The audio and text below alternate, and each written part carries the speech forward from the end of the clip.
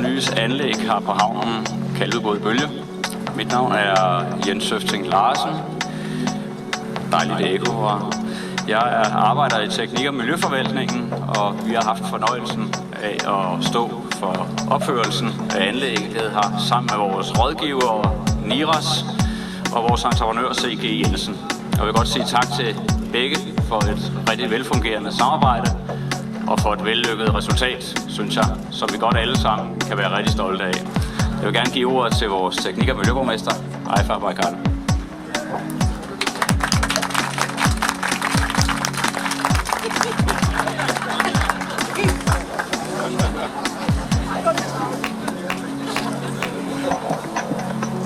Det sker altid. Det er rigtig dejligt at se så mange her samlet. Jeg har glædet mig rigtig meget til at få lov til at stå for den officielle indvielse. Super grim ekko, den her. Men hvis vi lige spoler tiden tilbage, bare for 10 år siden, så var det ikke særlig inspirerende at gå her. Der var ikke rigtig noget at komme for.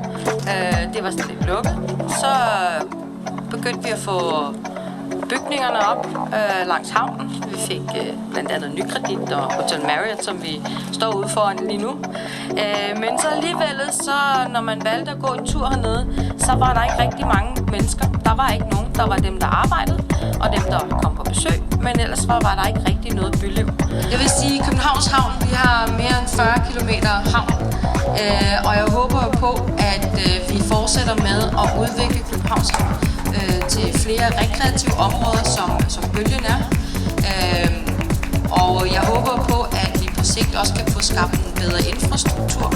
Vi har jo nogle broer på tegnebrættet, der gør det cykelgangbroer, der gør det nemmere at komme frem og tilbage.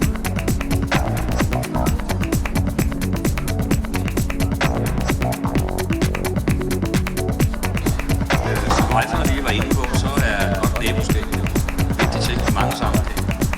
Og i sammenhæng med projektet her har vi glædet os over at have mindst 2 rigtig gode naboer. Nykredit og Hotel Marriott, som fra starten af har spillet meget positivt med. Jeg håber, at I også får glæde af vores naboskab. Jeg vil starte med at sige, at vi er meget, meget glade for, at Københavns Kommune har valgt at etablere bølgen. Det er en stor gave.